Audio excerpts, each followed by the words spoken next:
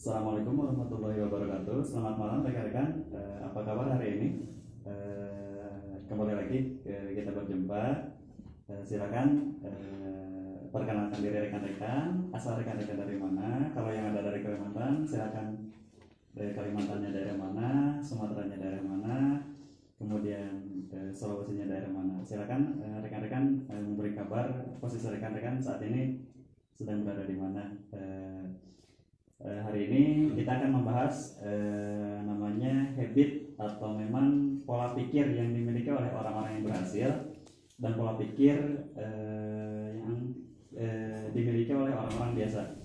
Nah, sebelum lanjut ke sana, saya Muhammad Iqbal Musalim sebagai CEO Soul of Indonesia ingin menyapa rekan-rekan di mana posisi rekan-rekan saat ini.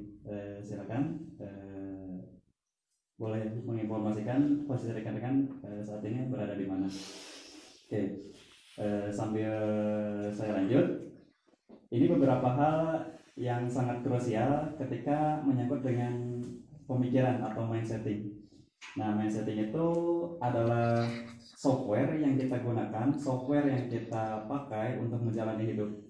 Nah, di kita masih banyak mengikuti jalan rata-rata dibanding mengikuti jalan orang-orang yang bertumbuh, dibanding mengikuti jalan orang-orang yang selalu berhasil, dibanding mengikuti jalan orang-orang yang mencapai kesuksesan. Nah, saya akan bagikan 7 hal yang dilakukan oleh orang yang berhasil dan 7 hal yang dilakukan oleh rata-rata atau masyarakat biasa. 1. Biasanya orang yang berhasil atau orang yang sukses itu mereka punya tujuan dan dia melakukan hidupnya untuk mencapai sebuah tujuan. Lalu bagaimana dengan masyarakat biasa atau orang-orang biasa? Orang-orang biasa itu kebanyakan biasanya mereka terlalu banyak menonton TV. Setiap harinya mereka menghabiskan waktu untuk menonton TV. Itu yang dilakukan oleh orang-orang biasa gitu. Nah, kemudian yang kedua, orang-orang yang berhasil atau orang-orang yang sukses itu mereka mempunyai gambar mental positif terhadap dirinya. Mereka punya penilaian positif terhadap dirinya. Lalu apa yang terjadi ketika di orang rata-rata? Nah, orang rata-rata biasanya tidak pernah menetapkan sebuah tujuan atau sasaran dalam hidupnya. Dia cenderung pasrah, dia cenderung hari ini, besok ya besok gitu. Today is today, tomorrow is tomorrow gitu.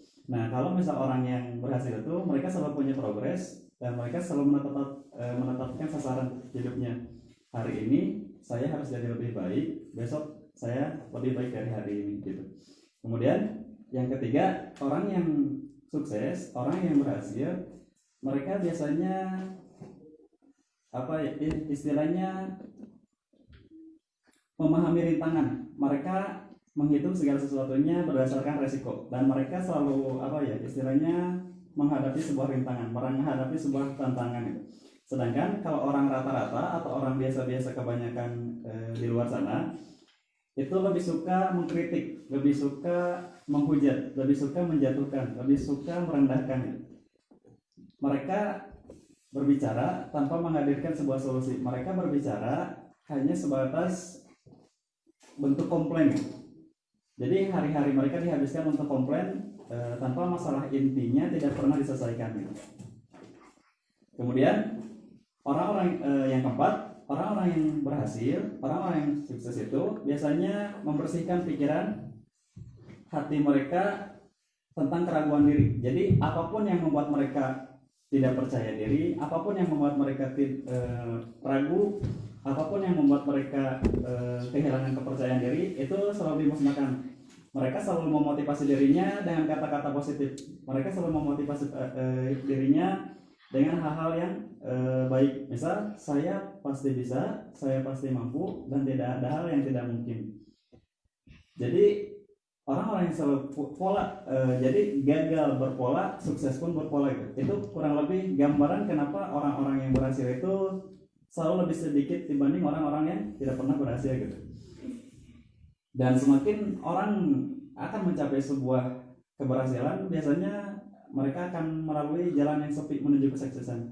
Mereka jarang sekali ditemui banyak orang. Mereka selalu berbeda, mengambil jalan berbeda dibanding dengan yang lainnya.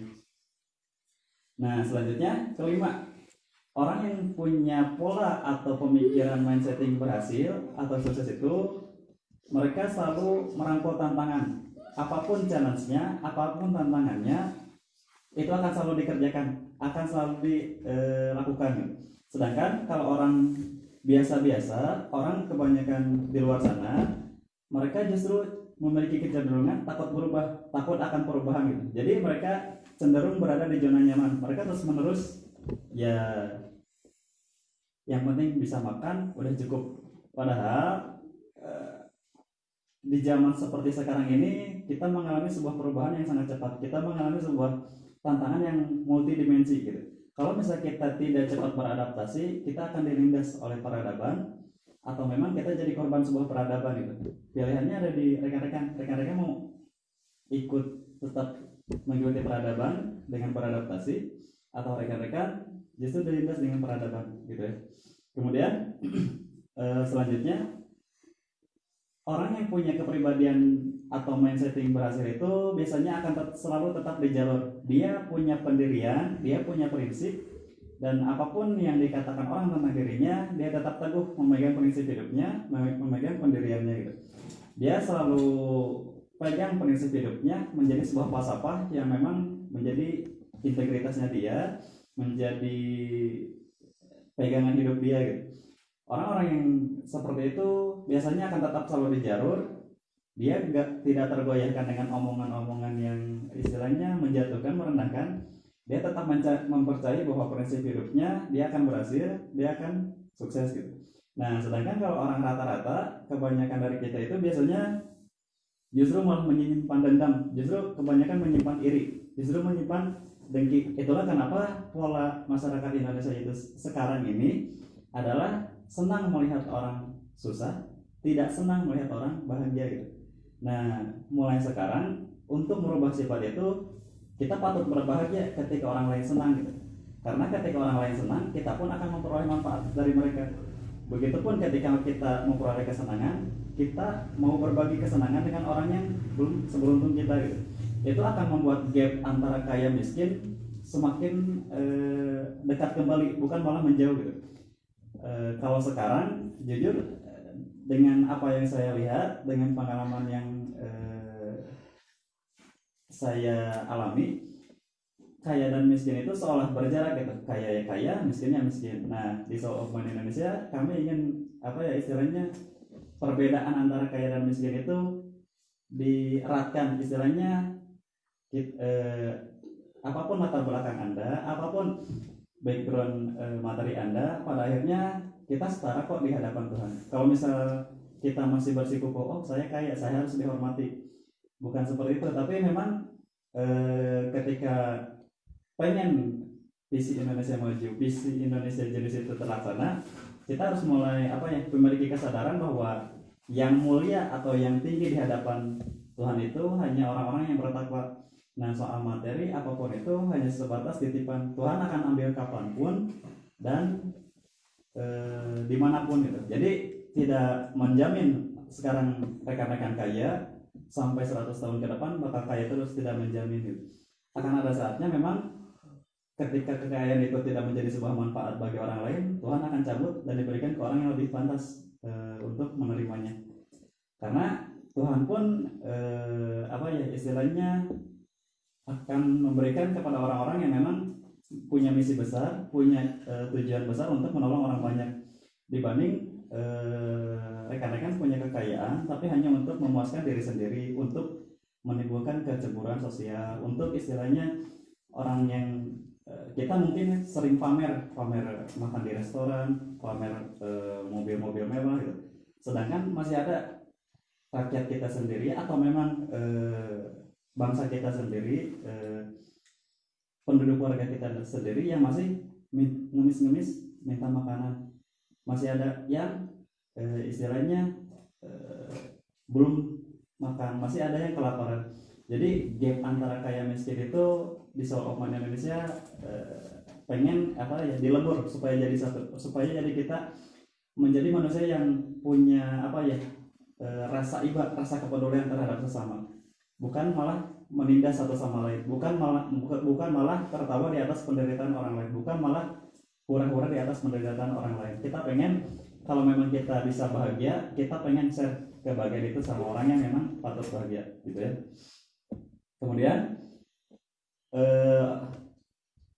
orang-orang yang punya mindsetting atau pola pikir yang sukses itu biasanya mereka selalu menunjukkan kepada dunia, kepada orang-orang yang merendahkan mereka, bahwa dia atau Anda mampu melakukannya gitu. Jadi orang yang sukses itu selalu membuktikan saya pasti bisa melakukannya, saya mampu menjadikannya nyata gitu. Jadi orang-orang yang punya mindsetting berhasil itu dia akan selalu buktikan bahwa saya pasti bisa, saya pasti mampu, dan saya akan buktikan kepada orang-orang yang merendahkan saya, kepada orang-orang yang mengkritik saya, kepada orang-orang yang menjatuhkan saya akan mencapai tujuan saya dan akan berhasil di sana. Nah, kalau orang-orang biasa atau orang rata-rata justru malah membicarakan orang lain, justru malah gara-gara anu saya jadi seperti ini. Jadi orang-orang biasa itu cenderung menyalahkan orang lain. Di saat kita menyalahkan diri orang lain, kita sudah tidak punya kesempatan untuk menjadi orang berhasil. Tapi di saat kita mulai, kesalahannya ada di saya, kalau memang itu mencakup dengan hubungan manusia, maka segeralah minta maaf. Tapi kalau misalnya mencakupnya ke dalam diri, maka segera introspeksi diri, perbaiki dirinya dulu gitu. Sebelum gara-gara salahna anu.